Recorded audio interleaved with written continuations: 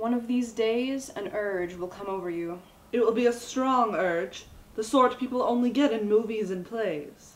You will fight the urge, but the urge will fight back. Eventually, the urge will overcome you. Ah! You will scream, and you will listen to the urge. It will say, "Set off on a journey." and you will set off on a journey. First, you will take your hat. And a change of underwear. And 6 condoms. You will put all of these in your bag. You will take the bag out to the car and drive. You will drive for what seems like miles. Because it is, in fact, miles. You will drive north. And east. And south. Or maybe west. For what feels like hours. Because it is, in fact, hours. Soon you will reach a field. In this field, you will see a single solitary building, no bigger than this room. The building will have a door, and the door will be wooden and closed. Outside the building, you will see a sign, parked in the road.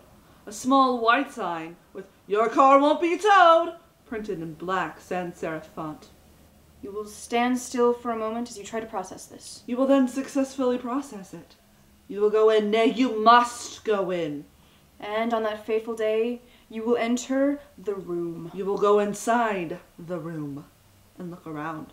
You will see nothing except a wall of dildos. See with your eyes. See a giant wall of dildos, evenly spaced, some larger and some smaller. 2 by 2, 4 by 4, 8 by 8, they will tower over you, some larger, some smaller, all evenly spaced. You will step outside and contemplate this scene for a minute. You will go back inside and contemplate this scene for another moment. You will realize that the building is not larger on the inside than it is on the outside. Rather, it is an illusion created by too many dildos. You will think for a moment and realize that nobody is around. And that you can take your pants off. And face backwards. And just for a minute let one of these dildos enter a part of you. And you will take your pants off. And you will face backwards. And just for a minute you will let one of the dildos enter a part of you. 1 minute will be all it takes. And when you are done, you will put your pants back on. You will look back at the wall of dildos. And as you look over the wall of dildos, you will be unable to avoid the thought. Wouldn't it be funny if the other side was a wall of fleshlights? And you realize that you never looked on the other side of the wall. And you will look around and find the room only has one exit, and it's the way you came in. And you will quickly run out of the building. And you will quickly go to the other side of the building. And you will look around for a door on that side of the building, and find it.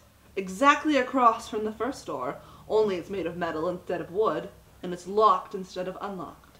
And you will try to open the door, but you will not be able to because it is indeed locked. You will go back around the shack, and you will see that your car is still intact. You will enter your car and work up the willpower to make the long trip home. As you drive home, you will wonder many things.